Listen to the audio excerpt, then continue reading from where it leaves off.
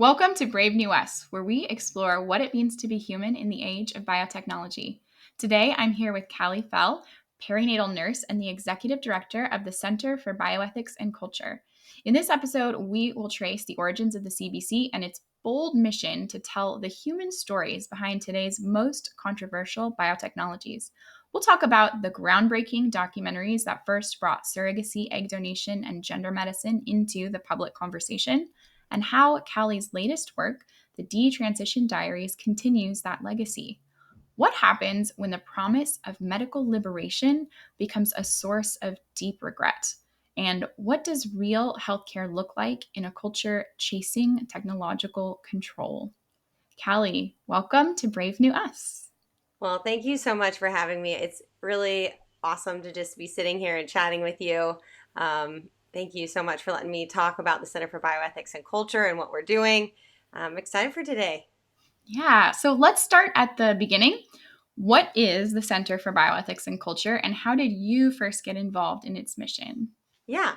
So, short answer, the Center for Bioethics and Culture is a nonprofit, educational nonprofit committed to addressing ethical issues emerging at the intersection of medicine, science, and culture. I actually first encountered the CBC while working as a perinatal nurse. So, my background is in science. I have a master's degree in reproductive physiology and also a degree in perinatal nursing. So, I've been a bedside nurse in kind of labor and delivery, antepartum, postpartum for the last 10 years. But along the way, in my undergraduate studies and then in my master's work, and then even in a lab studying women's health, I started to question some of these technologies that I knew that we were using a lot and with rapid speed. They were becoming mainstream very quickly. And so these reproductive technologies like IVF, surrogacy, third party reproduction. And when I brought those questions up to people, my mentors, to others, I was having a really hard time getting sufficient answers. And so actually, I think through really providentially, I actually encountered the Center for Bioethics and Culture. I was at a conference and was actually questioning my attendance and kind of like, why am I here? And I was thumbing through the speaker's pamphlet, right, that you get at a conference, kind of looking at who I wanted to listen to, what topics I'd be interested in. And then I opened the book up, and there is the Center for Bioethics and Culture's founder's photo, Jennifer Law. And right there, she is talking about, or her workshop is going to be talking about the things that I've been questioning for some time. And I was drawn into the bold, unapologetic way that she kind of asked questions about some of these technologies and was willing to ask tough questions and find answers. And so I was hooked. I watched all the films that I'd watched all the films that the Center for Bioethics and Culture had come out with. I was eager to be on board. I started volunteering in 2017 when we released the film Big Fertility, which follows a woman's story being a 3-time surrogate mother. And then I eventually joined full-time, stepping in to film production myself. And I think we'll get there about the films that I've been working on. And, and ever since, so I started, like I said, started volunteering and then became our kind of research assistant, a writer, helping with the films. And then now I'm the executive director of the organization. Excellent. Yeah, I do want to get to the films. They're definitely near and dear to my heart because they were some of the research that I stumbled upon when I was getting my master's degree and definitely shaped the trajectory of my research interests from that point forward. So I do want to get to those. But first, was there like a specific moment or case that sticks out to you that made you realize the cultural cost of these technologies? Or was it more of like a slow building? For me, I think it was a slow building kind of, and I think that's the way it is though in our culture sometimes, is like we just are kind of humdrumming along in our certain spheres or our spaces, and we're not thinking about, I have so many people, my mom included, who come up to me after they found our work, specifically in the space of third party reproduction, And they're like, I haven't really thought of that. Actually, I was just on the phone with a good friend a few nights ago, and we were talking. We haven't caught up in many years. And he was like, I have never even thought about surrogacy or Mm. why that would be a problem. Yeah. Because we view, as we should, children and families as great things, as good things. And so for me, it was kind of the same way. Like, it's this kind of continued acceptance of the next thing. And all the while, for me anyway, there was just kind of this baseline concern and questioning. And then, of course, I feel like this really blew open even more when gender identity or gender medicine kind of entered the chat room, so to speak. Like, I think we saw in real time, finally, people were like, wait a second, medicine has gone astray. And we need to talk about that. And like, this isn't okay. And so I think for different people, different things. For me, it was definitely more of this like current of being uncomfortable with some technologies and being uncomfortable with the way that medicine was developing and being practiced. Your documentaries have covered reproductive technologies extensively, but also stem cell research, assisted suicide, and most recently, the taboo topic of gender transition surgeries. How do you choose which issues to highlight, and what do you think it is about telling these stories that makes it such a powerful tool in the realm of bioethics? Yeah. So we choose the topics. Really, I think sometimes the topics choose us, but we kind of, again, educational nonprofit, focus on bioethics, specifically things that impact the most vulnerable among us. So women and children tend to be in that category. And we have, if you go to our website, you'll see kind of like three categories which things fall in: making life, faking life, and taking life. And so if it kind of falls in that realm, we'll probably cover it. And also, another thing is anyone else talking about this issue. We're not afraid to tackle issues that maybe people aren't really thinking about yet. And so, and similarly, if there are a lot of organizations already tackling a certain issue, that's great. But sometimes things kind of hunt us down and find us, and we're like, okay, like for example, the gender identity, transition medicine, we actually didn't really want to go into that space or enter in that conversation. There came a point where we couldn't say no anymore.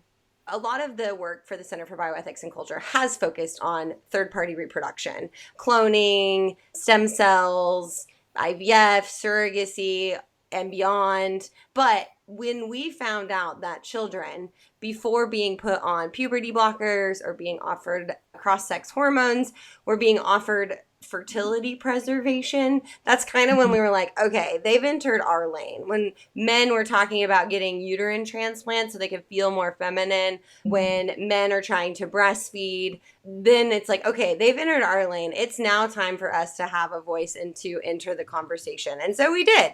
And why storytelling? Oh man, storytelling really humanizes kind of these abstract ethical concerns. Again, people think,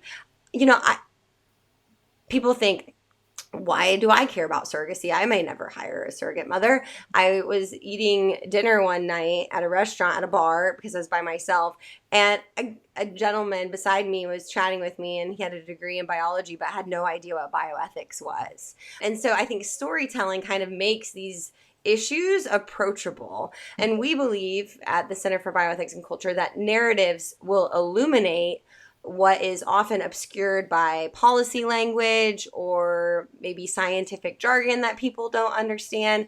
And so we'll choose an issue that is maybe underreported, there's not a lot of focus on it, like the fertility industry and the harms of it, and where human dignity is at risk. And so combine those issues with some emotional resonance of someone's real lived experience, and that will help shape public conscience. That will help people think, this is why I should care. And so really, storytelling is how you reach the heart. It's how you make it personal. And when you have a topic like bioethics that is very abstract, it's like the perfect combination to help educate, which is our goal at the end of the day.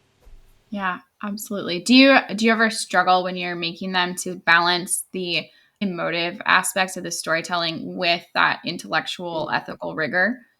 Yes, that is a tension that we have. And you have to think about that when you're doing filmmaking as a storyteller and someone and an organization that cares very much about truth and academics.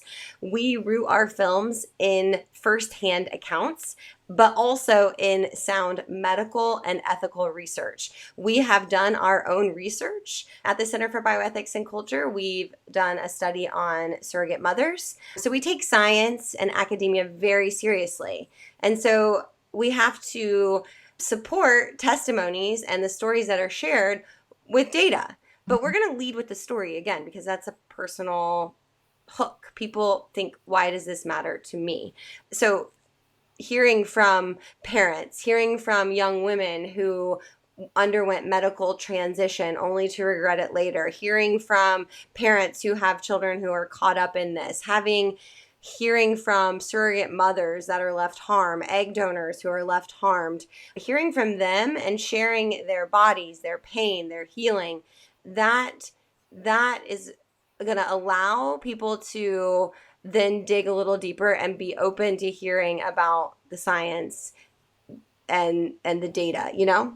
Mm, yeah, absolutely. So let's get in a little bit deeper to the detransition diaries. What compelled you to tell these pretty untold stories, and what were some of the challenges or surprises that you encountered in the process? Yes. So the Detransition Diaries is actually our second film in in a trilogy. We have three films actually on the topic of gender medicine or gender ideology, and I use all of these quotes just because the language can get tricky, right? I don't believe that you can medically transition. You are born a male, you will stay a male. You are born a female, you can stay a female. So I just want to make that very clear. But like I said, when much of our previous work has been focused on third party reproduction or in the space of reproductive technologies.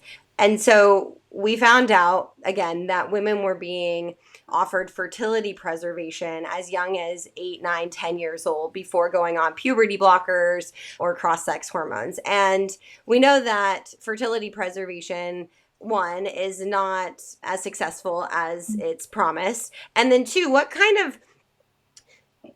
children really know what kind of family that they want to have at 8, 9, 10, right? And so then we were asking children, really young children, to think about things that they shouldn't be thinking about, on top of the fact that they're harming their bodies. They're making their perfectly healthy bodies unhealthy by taking medications that weren't for them or having irreversible surgeries. And so we actually set out to make the first film. It was in the height of the COVID pandemic, and that was called Transmission: What's the Rush to Reassign Gender? And in that film, we took a pretty broad look at why, as a culture, all of a sudden we were seeing this huge rush to medically transition, especially children. And in it, we talked to parents, experts, academics, evolutionary biologists, someone who was canceled for saying men aren't women on, at the time, Twitter. We talked with a couple of detransitioners. I mean, it was a pretty broad group of people. But right away, when we were filming that, it was the voice of detransitioners that we were most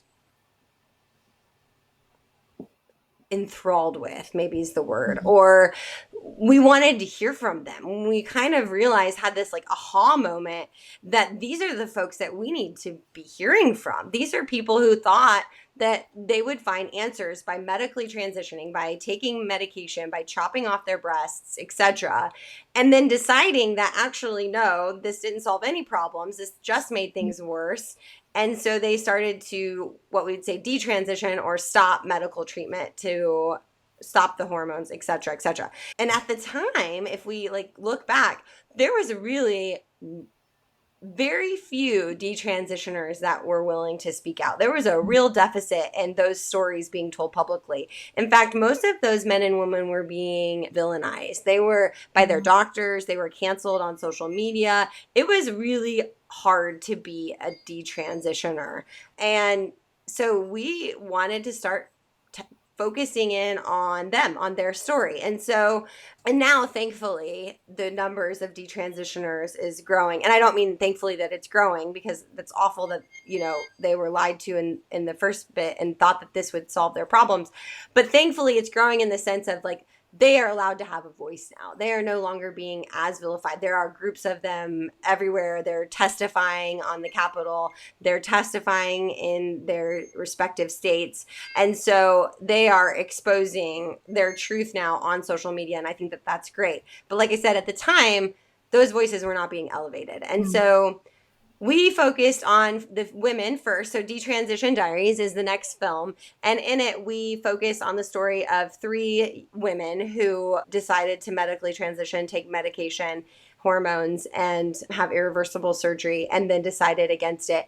And we focused on that because at the time, what we were seeing was that young women were more likely to be medically transitioned. It was young women. It was kind of this interesting phenomenon that we were seeing. And so that's why we focused on women. And honestly, we thought we would be done. We thought, okay, these 2 films and we're done. But then we heard from parents and they're like, wait a second, you forgot about the boys. You forgot about the men. We have young men who have bought this lie, who are struggling with this, and we want you to tell their story. And so then we came out with the last film, The Lost Boys Searching for Manhood.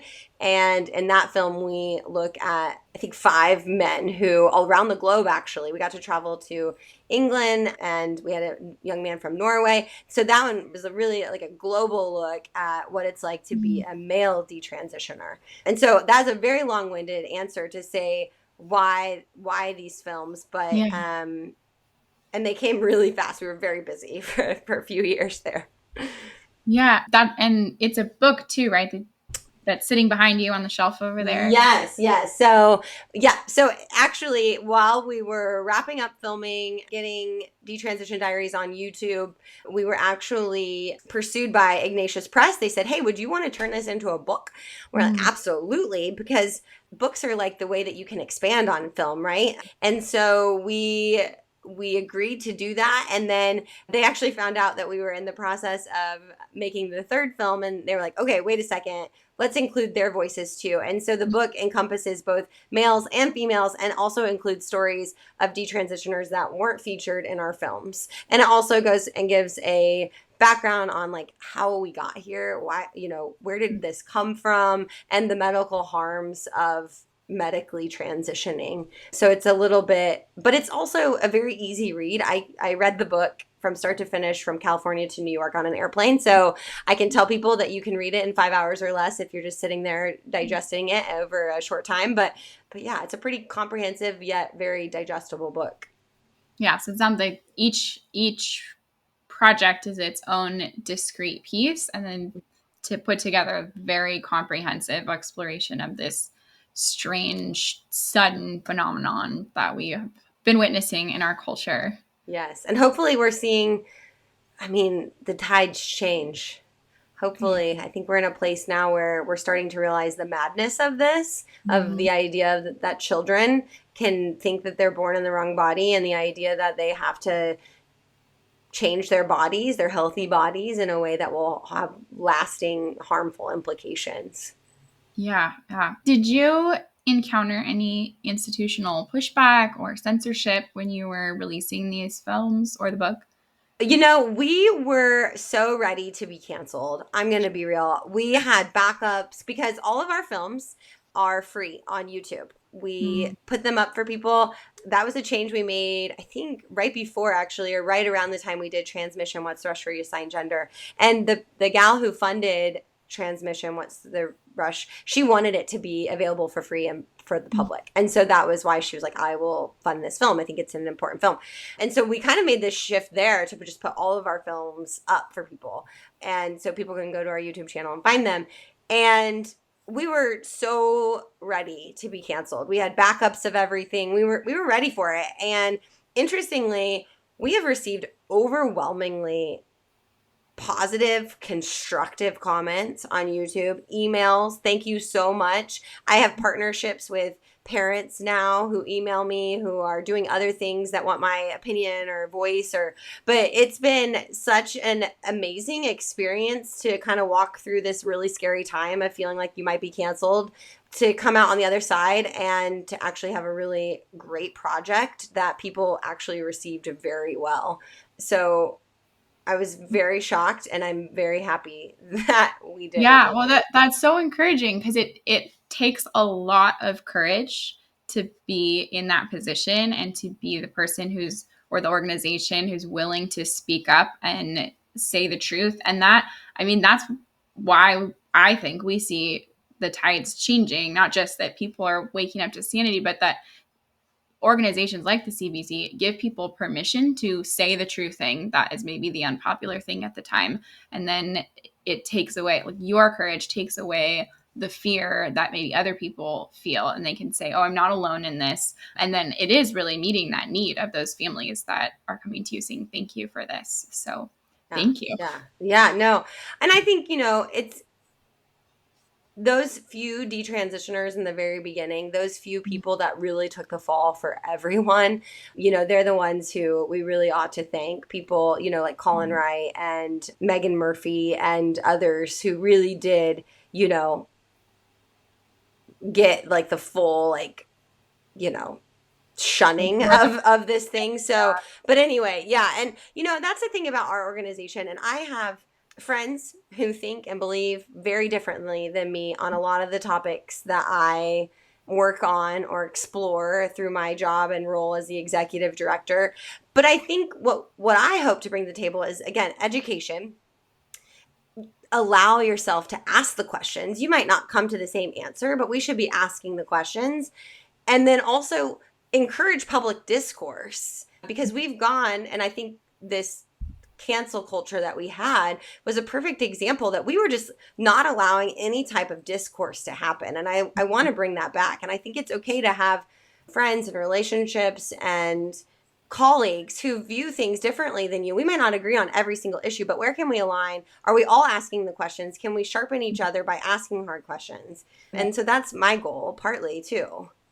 Yeah. How do you navigate those relationships? Because I think it used to be very common for people to be friends with people who believed very differently than them about a wide variety of issues. And for whatever reason, the cultural tide has shifted to where people are actually breaking off relationships if people Yeah.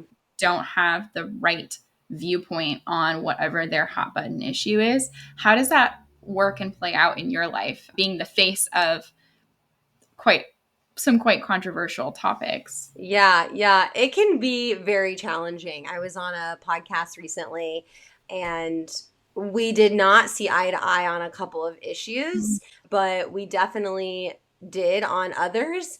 And I think, it can be really challenging, but I think just even having that conversation for public to see, like, to Mm-hmm. model that, oh, wait, you can disagree and move on. And sometimes you just have to let people disagree and move on and find the things that you can agree on and find the things that you can work well together on. And so I think it looks different for everyone. I think I Well, say maybe it's encourage. like anything, I this is a bad example for me personally because I can't actually ride a bike, but when you fall down enough times, like, eventually you figure out how to keep going, I hear. And I think also watching my kids learn how to ride bikes, because they know how. My husband made sure they weren't going to end up like me. When they fall down, like, they get back up and they keep going, but then they realize also that after they fall a few times, it doesn't hurt that bad. You know, Right. you're going to Yeah. survive. And so it kind of builds up your tough skin to Yeah. go through those rocky periods. There have been many times they've put my foot in my mouth, and it's like, well, I can learn from that. Right. Yeah. I guess not being so afraid of that learning process, and having, like, patience with yourself, with your friends. Not everybody's going to do everything perfectly the Right. first time, and being able to offer mercy and forgiveness to yourself when you put your foot in your mouth, or to your friend who Yeah. puts his or her foot in her mouth. Yeah. And I So, think it's important too that we, as we're talking about this, kind of that we kind of surround ourselves with mentors who can really support us. People have gone before too. Like I said, I have a background in science, I have a background in nursing, and here I am running a nonprofit organization as well. And so I couldn't do these things without surrounding myself also, or with the support of people behind me, people who are older, wiser, people who have looked at things from different directions. People have changed their minds on topics, right? Like, because that's the other beauty of thing is you have this flexibility in life to change your mind, to have one opinion and then decide, wait a second, maybe that was the wrong opinion to have. Under much more scrutiny, this is now my updated and revised opinion. I don't know. But I think it's easier to have hard conversations when you have people supporting you and the encouragement of the people around you as well. It takes a lot of courage also and humility to be able to change your mind and be willing to re-examine something that you have a set position on, whatever it is, and to be willing to look at it again and think, oh, maybe, you know what, actually, in light of this new information, I believe differently now. That takes Mm-hmm. a lot of Mm-hmm. humility.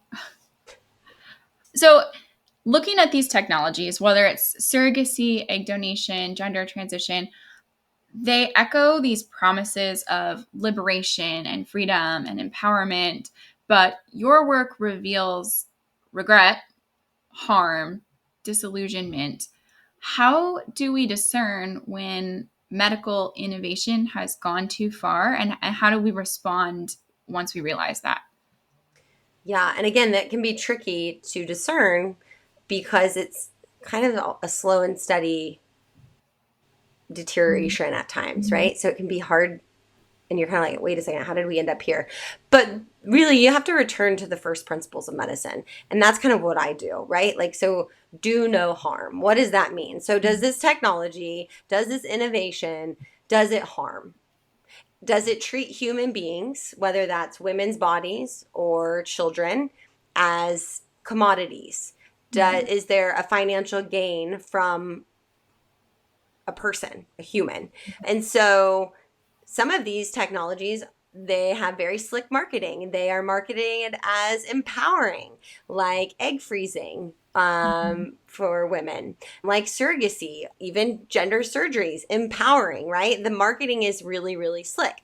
But it leaves individuals, and I don't honestly care how many individuals, it leaves enough of them with trauma, health complications, and regret. And in the case, we're kind of talking a lot about transgender medicine. I mean, you are in its essence, you are taking a healthy, especially in the case of children, a healthy, normally developing child, and you are creating a patient for life that is no longer Mhm. healthy, that is no longer normally developing. And that there's something very wrong with that, in my Yeah. opinion, very harmful. And so, and at the end of the day, just because we can, just because medicine allows it, just because technology has advanced, does not mean that we should. And I think that's the harder thing people have to grapple with. I've spoken with women who have chosen to go the route of IVF or surrogacy, and only after, and only when they're in the thick of it, do they realize, like, oh wow, I should have thought about that more. And I think it's really hard because, again, our culture supports it, the marketing is slick, and the desire is really real and there. And so I think it's easier to discern when medicine has gone astray than it is to stand up and to do the opposite, or to not buy into that innovation, if that makes sense. Yeah. Yeah. It's easier to see than to point it out. Yeah. Yeah. And even so, for people who do point it out and say, well, if you use this technology, down the line, as this technology is implemented more, whatever that technology is, this and this and this might happen. And Mm-hmm. people will say, oh, yeah, well, that's just like a worst case scenario that you are straw manning it. Like, we shouldn't judge a technology based on the fears of the worst ways that it might be used. But you, in your work, you encounter these horror stories daily. And I'm thinking right now of the story that just broke before we were recording this episode in California, where they found, was it like over 20 Yeah. infants that were So bought? over 20 children, I believe the number now is 17 were under the age of 3. 17 under the age of 3. So there's a lot of questions around what were they procuring those children for. Do you have any insight on that? Yeah, so actually, I just read an article before coming on here that the intended father is actually a pretty high, allegedly a pretty high ranking government official in China, or has some strong ties to government in China, which I think is pretty remarkable. And I haven't gotten to read the article fully, but it just kind of came across my desk as I was entering this interview, and so I want to go back and read it. But that just broke, and so I think, there are, as I've told other reporters, and I think I've been quoted on this, there are no laws about how many children you can have or how you can create those children, as far as if they wanted to really. They told the intended parents, or I'm sorry, they told the surrogate mothers that their intention was just to have a large family, that they just wanted a big family. I call bull, but if that's true, there's nothing against that. These children were abused or allegedly abused. I think we have to say that, since they're still waiting on their court date. And so, I don't believe it. I think a lot of people don't believe it. I think that's why this case has gotten national attention, because people realize they've seen, okay, wow, this doesn't look good. I'm really grateful that this story has received the national attention, actually even global attention. I think it was in a couple of articles overseas, but the global attention on this, I think that it's been a little bit of a wake-up call for people on how unregulated the fertility industry is and how dangerous this can be. I mean, we're talking 20 children whose lives are completely changed forever. So we have, in this example, right, we have the intended father, who is, from what we understand, the sperm donor. We have the intended mother, whom, from what I understand, was not the egg donor. So they used various egg donors across the nation, and they used various surrogate mothers across the nation. And I think that there are still surrogate mothers who are pregnant and expecting soon for this intended couple. So I expect that number to go up.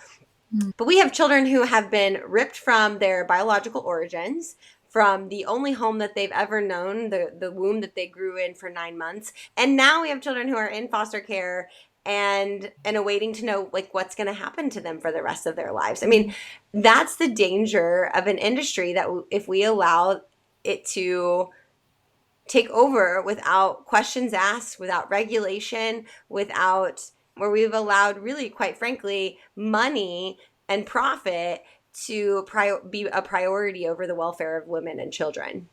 Yeah, and I just think about the possibilities for those children. What could they have been? What were they being gathered for? Nothing good comes to mind. It's a sad situation where foster care, which is, I think imperfect people just doing their best to try to meet a need, but it's not the best place for kids. What kind of a situation or world are we creating where we're like, oh, thank goodness they're in foster care, because it's better than any of these other XYZ possibilities that we could imagine for these children. Right. They're created to become orphans from their genetics, from their birth mother, and then they quite literally became orphans again, it is the worst case scenario. My heart breaks for these children. And this isn't, this is, the FBI are involved because, again, the intended parents have strong ties to China. So when I talked to Kayla, the surrogate mother, she voiced the concern, with ties, with traveling back and forth to China, who's to say that they don't take 1 or 2 children with them and then not return with them? Once a child leaves, we have no indication of what would happen to it or where it's going. And there have been some pretty, scary headlines, the egg factory farms in, was it Thailand? The newest case where we know that a little boy through surrogacy is living with a sexual predator, a convicted sexual predator, and he had a loophole because surrogacy, we don't do background checks on intended parents. And so it's really concerning. What was to be, why did this family need or want 20 some children? Why did they have so many surrogate mothers and so many pregnant at the same time? It's very alarming. And this isn't the only time the FBI has been involved, or cases that we've known about where the FBI has been involved in surrogacy cases. And so like I said, I'm glad it's getting the attention it deserves. And hopefully Trump and our administration take a really hard look at surrogacy laws and maybe have some sort of federal stance. Maybe we close our borders for good. People who aren't U.S. citizens maybe not come to the United States to hire surrogate women. Right. I'm hoping that maybe there will be a good outcome from this, maybe. We could go on. Even the best case scenario where these people maybe did want to have a large family and they just wanted to have 20 children, all very small. I mean, people say to me all the time with 4 kids, my oldest is 9, and they're like, wow, you have your hands full. And I do. And so it's just, I don't Yeah. know. It's But hard to imagine being able to steward that many children. Like just right. even with the sort of laws we have for how many ratios for like daycare, Right. it's a Right. lot. The zoo won't let me bring all of my children at the same time to its programs here in where I live in Idaho. The zoo has a rule that you have to have three children to one. So I can't go to No way. I can go to the zoo. I just can't go to their special programs with all my Right. kids. I have Right. to That's bring another crazy. chaperone for my 4. So that family would never be able to. They would never be able to survive at the zoo. Wow. Yeah. Well, and like to the point too, if they really wanted that, why lie? They were very misleading to all of the surrogate mothers about, you're the only surrogate mother. They weren't hiring, so they lied. So again, the whole thing just smells. We could, like you said, we could go on and on. Because let's shift gears a little Yeah. bit. In our culture, which is undoubtedly obsessed with choice and control, what does healthcare, real care, look like, especially when we're talking about vulnerable populations like children, women in financial need, and those struggling with gender identity? What does health care mean? Yeah. Well, I think healthcare has always been about improving health, right? Which includes physical and mental health and well being. And so, healthcare, in essence, doesn't harm in the way that these kind of technologies, specifically in my head, I'm thinking of gender medicine. Um, it's real healthcare, good healthcare considers the well being of the entire person. And that extends beyond a system, a thought, it's their whole being and the community and the environment around them. And so I think we've gotten so far removed from really good healthcare. I think it's really hard to find. I think that some might say even too that good healthcare is a relationship too, not just healing, but a relationship between someone who knows a great deal more about medicine and health and someone who doesn't. It's a relationship between a provider and a patient. I could go on and on, but I think that's just like at the bare minimum, that is what healthcare is. Yeah, I definitely can think of, I've seen a lot of doctors in my life, and I can think of a few of them who would meet that criteria of there's this relationship with Mm-hmm. someone of knowledge who's providing this help towards the goal of healing. But for the most part, it usually feels like whiplash of in and out and checking boxes. And not to condemn the doctors who are doing that. I understand they have a lot of concerns. They're very busy. They have a lot of things that we don't see as patients that they're checking boxes and just trying to keep up with the schedule and demands and do the best that they can. But very far from a healing relationship in most of those situations. Yeah. Well, it's become like anything, another market, another industry, which is really terrible to see sometimes. But you become, like you said, providers are being dictated how long they have for a visit, how many patients they have to see, how to be profitable. I mean, I'm a labor and delivery nurse, and a lot of and gynecology offices or labor and delivery units have been wiped out of small communities. I'm from a small community in Indiana, and they no longer offer maternity services because maternity services are typically not moneymakers.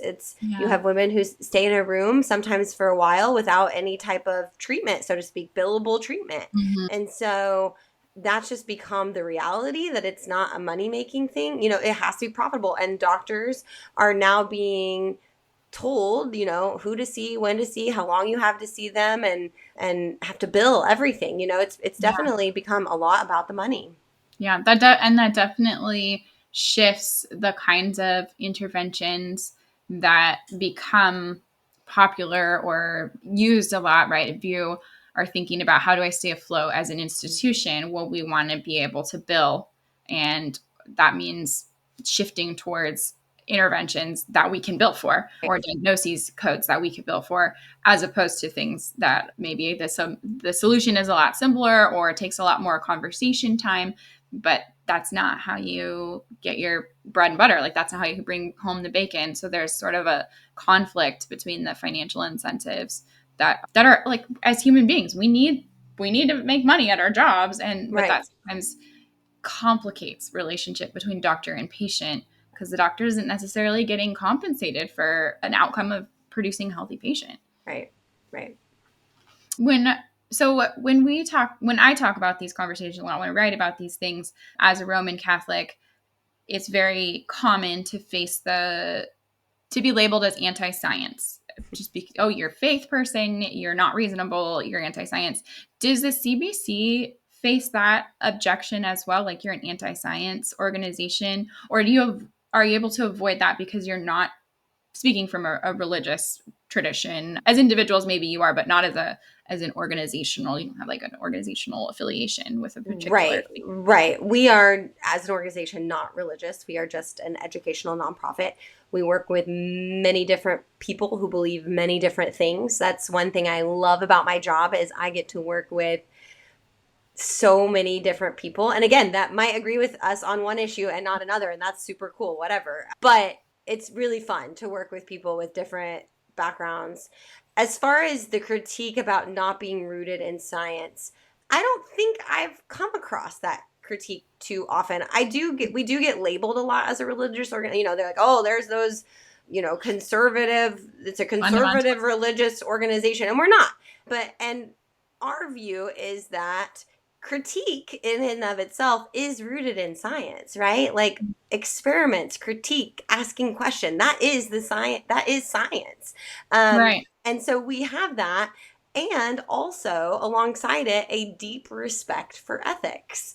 I like to say, one of my favorite things to say is that I'm not anti-technology, I am pro-human dignity. So as a nurse, I am not anti-drugs and medications, but I am kind of anti-big pharma and the role, you know, and big pharma as we know it, when, you know, painkillers came on the market and we started being able to put commercials on TV for pharmaceuticals, right? So I'm not against medicine and giving medication, but we do have this kind of leeriness of big pharma, so to speak. And so I draw the parallel there. Like, I am not against good reproductive health care, but I am very much against the big fertility industry. I think that there are alternatives that we can pursue instead.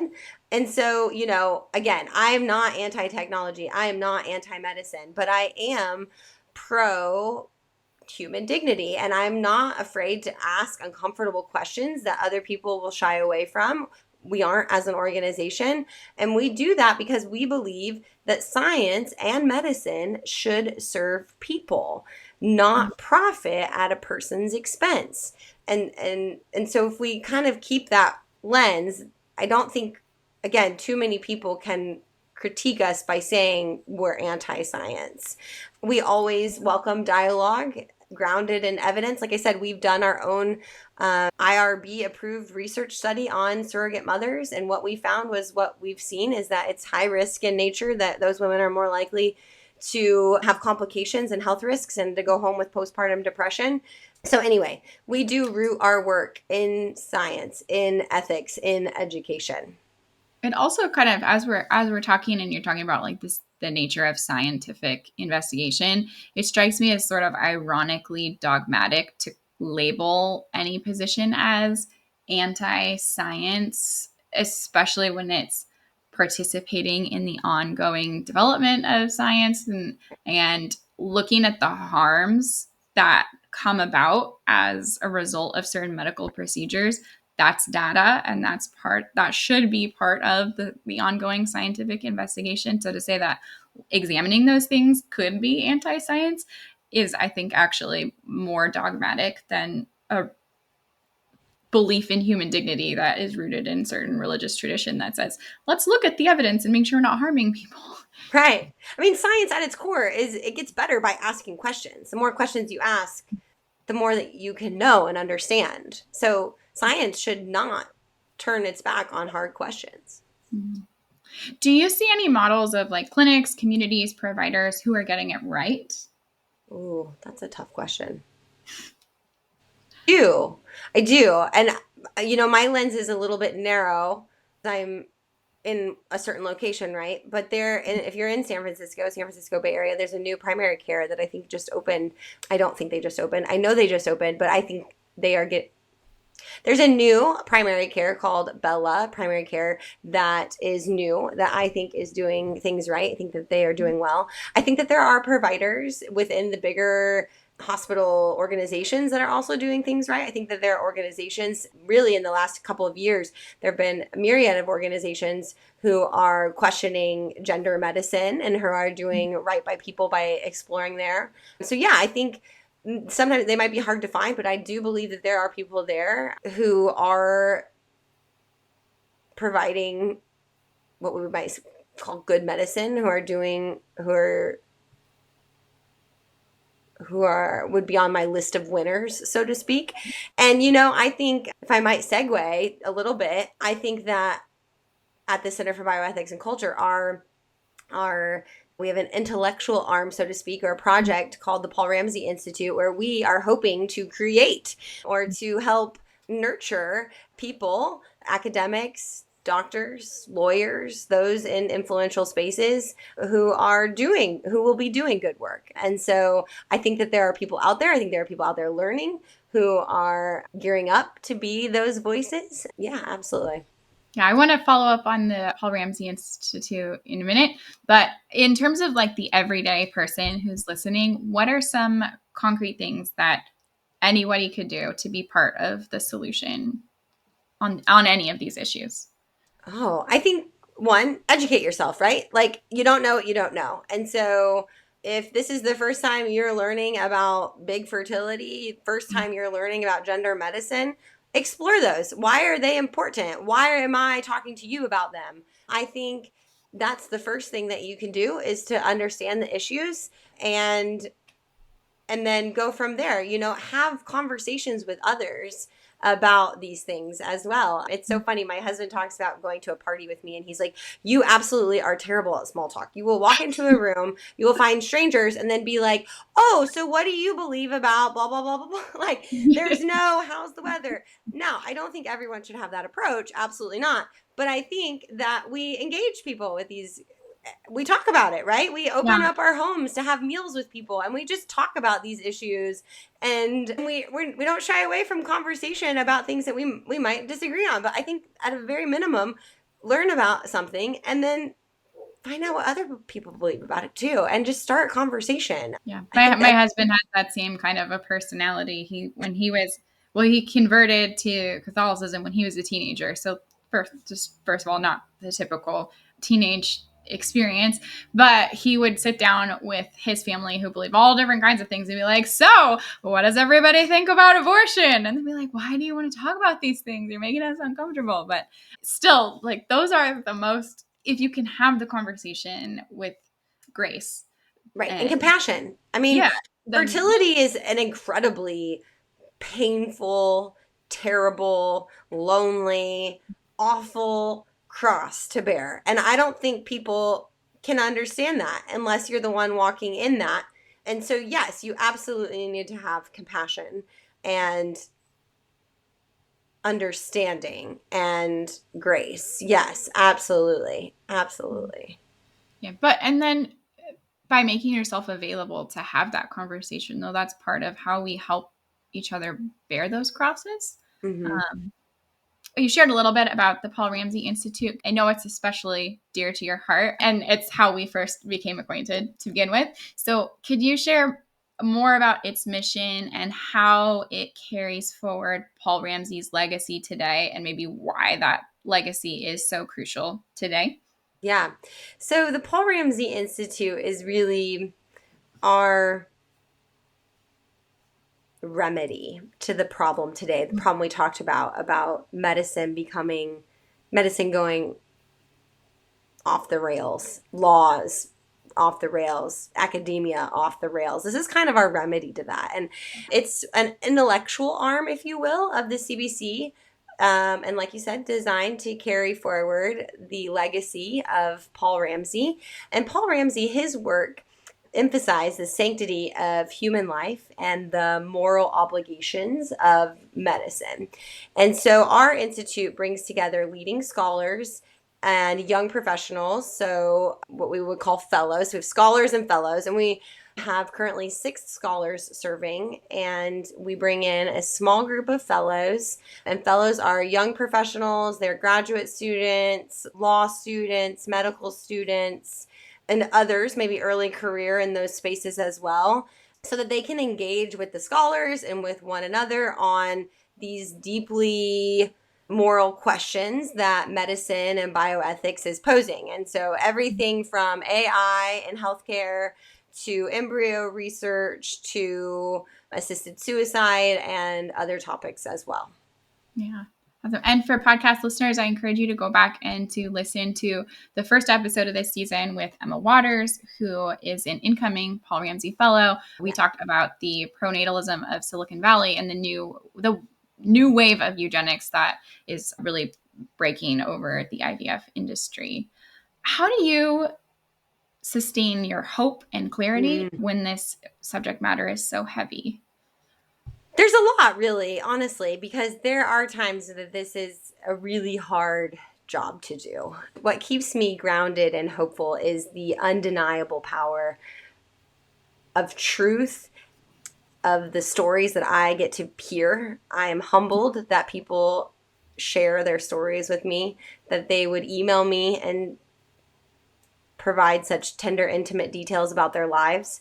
So even in the face of pushback, I get to see how sharing experiences like those of surrogate mothers, like those of egg donors, and how that resonates deeply with listeners, with others, and how it sparks meaningful conversation. So it reminds me that beneath a controversy, beneath the hate, there are real lives that I'm fighting for that, deserve dignity, that deserve respect, and deserve protection. When we think about the 20 children that we talked about earlier, I am, I stay motivated by knowing that there are people like the parents who watch our films, who write to us, who thank us. I'm moved by the emails from Paul Ramsey Fellows who have graduated, after their fellowship. Sometimes I get an email that encourages me.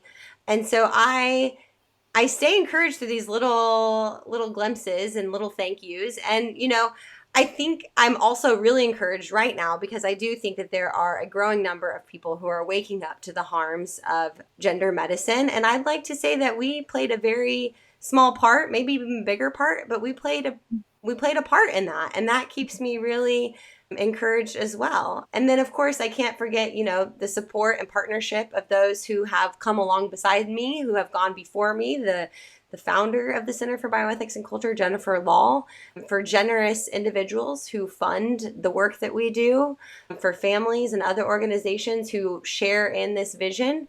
All of that reminds me that I'm not alone. We're a small organization, but there are people who are rooting for us, who are encouraging me. And so all of that together keeps me moving forward and keeps me inspired.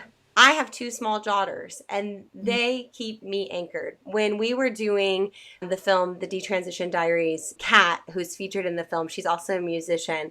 She wrote a song for the film that's in the film and then at the credits, and it's a song called I'm Stardust. And at the time, I'm getting goosebumps telling this, but at the time, when she wrote it, I was listening to it to see where it fit in the lyrics. And I picked up my firstborn, who I only had at the time. She was small. And we were just dancing around the room and just, I am stardust. And I was just like, that's a moment I think about because now I have 2 daughters. And I want a world, and I work towards a world where she will know that her body is not a problem. Her body is not a product or a commodity. And I want them to know that they can grow up and ask hard questions.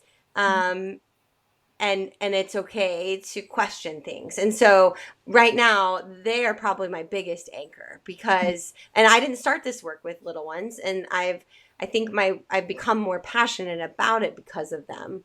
But they keep me anchored and motivated as well, because I have stake in the game now too. So, one concluding question to ask every guest is, who is one person, dead or alive, real or fictional, who you believe exemplifies the very best of what it means to be human?